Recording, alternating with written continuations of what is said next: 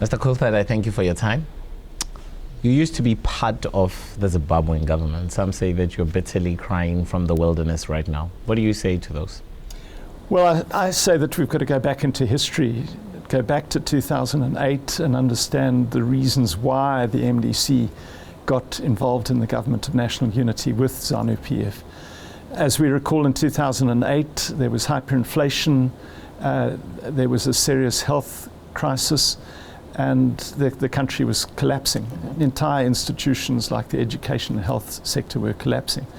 And the African Union and SADC stepped in and persuaded us to join ZANU-PF, not in a coalition government, as one might see in Germany or something like that. It was a government designed to stabilize the country and to agree on a new constitution, which is what we did. Let's speak about that for a while. Maybe let's take an outsider's view first, and then we'll look internally into what's going on. 2 days ago, Donald Trump went further to extend the sanctions in Zimbabwe by a year, saying that Zimbabwe is not upholding its own constitution. In your view, have sanctions worked at all in Zimbabwe? So when the sanctions were imposed in the early 2000s, they served a very useful purpose because they identified the perpetrators of human rights abuses. However, they've long since got way beyond their sell-by date. You know, as far back as September 2010, I was on BBC Hard Talk program, and I spoke against sanctions. And my view then, and they're the same view, I express the same view now, that they are beyond their sell-by date. Ironically, my view is that if they serve any purpose now, they serve ZANU-PF's purposes. So what do we use in the meantime? Well, my own view, and this is very much a personal view, it's not necessarily an MDC position, is that judge the Zimbabwe government and cooperate with the Zimbabwe government on the basis of its respect for Zimbabwe's constitution. If the Zimbabwe government demonstrates that it's complying with the constitution, then I believe that that should be rewarded, and there should be a developing assistance relationship between Western countries, for example, and ZANU-PF. However, if they systematically breach the constitution, as they are doing at present, then I think the international community has no option but to give them the cold shoulder. That doesn't mean you freeze their assets or you ban them from traveling. You just tell them that we're not going to cooperate with you. Do you think investors look at Mnangagwa differently? Do you think they think he's a man they can do business with? I think initially they were taken in by his rhetoric. He said all the right things. Well, I think it went wrong fairly early for those who are watching it closely enough. His rhetoric certainly has remained pretty consistent right the way through. But in my view, he went wrong a year ago when he started to subvert the electoral process, when he appointed a biased chair of the Zimbabwe Electoral Commission, when he refused to register as voters Zimbabweans in the diaspora. That I think indicated that he was not genuine in his claim that he would hold free and fair elections. None of this is new, really. Maybe the personnel at the top is new, but a lot of Zimbabwe's problems still exist today that, you know, emanate from the hyperinflation era. Do you think the world still cares about the Zimbabwe story? Well, it's part of the problem about Zimbabwe. It doesn't have oil. It doesn't occupy strategic sea routes.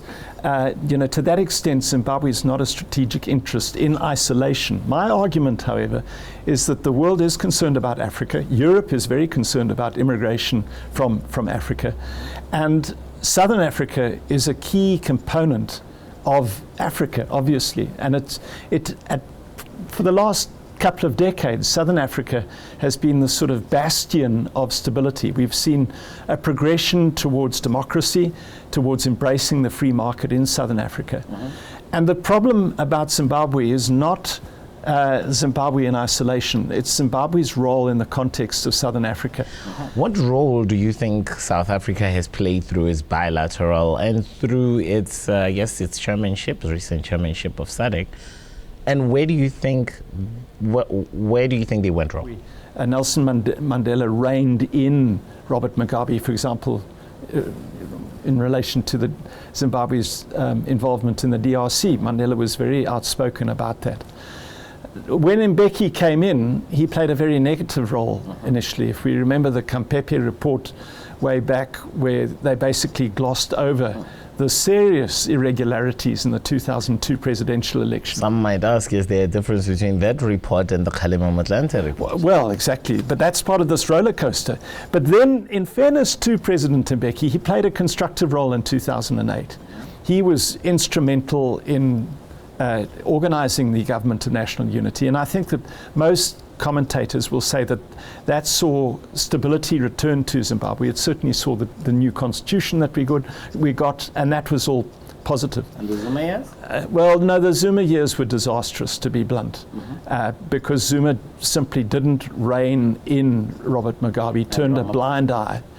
And we're at a very interesting juncture now. We have a lot more confidence in President Ramaphosa because we see him very much being in the mold of Nelson Mandela.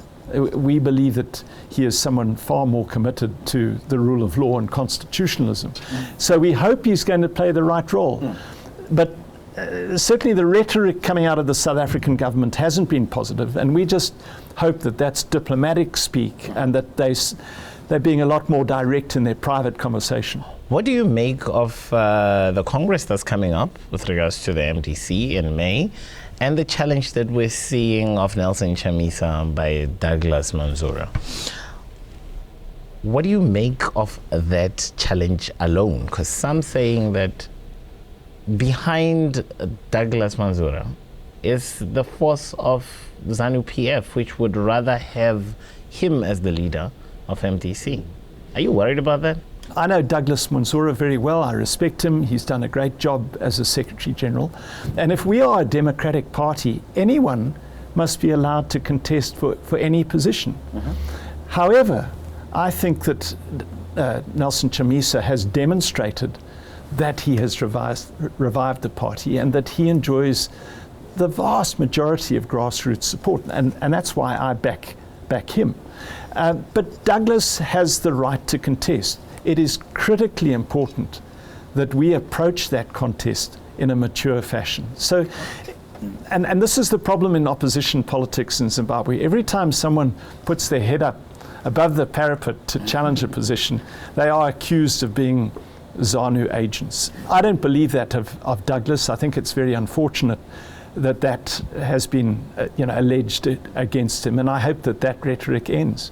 Mr. Coltart, part of the criticism that's been leveled against MDC is the fact that, unlike in South Africa, where the Democratic Alliance distinguishes itself from the governing party, the ANC, by how they govern the areas that they have won.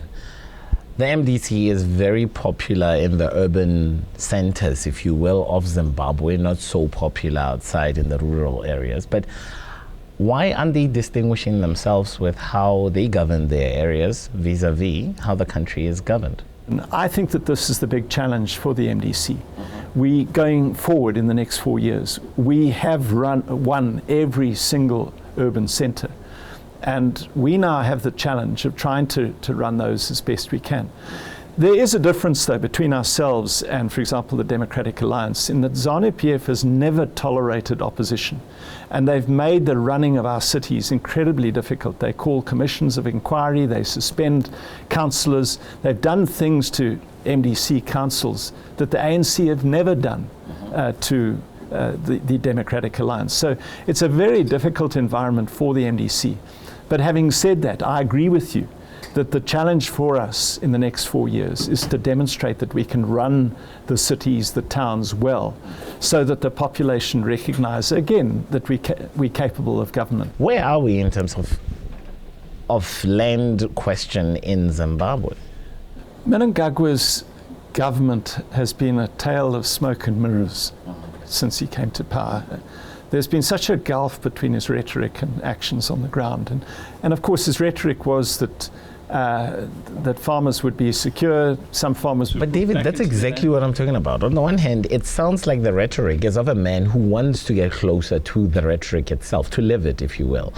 But on the other side, I don't feel like he's totally in control when it comes down to the grassroots. I believed that initially, but I've now seen, actually, in some regards, his rhetoric changing and the harsher side of him coming out. And that is now also mirrored by the actions that we've seen on farms.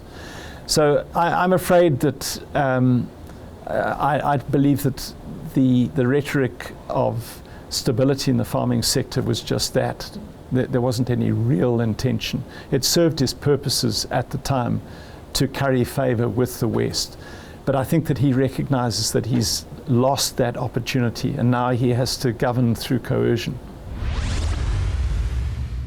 That's all we had for this edition of Political Capital, but we return on your screen on Tuesday, 6:30 Central African Time only on CNBC Africa. Until then, keep it right here.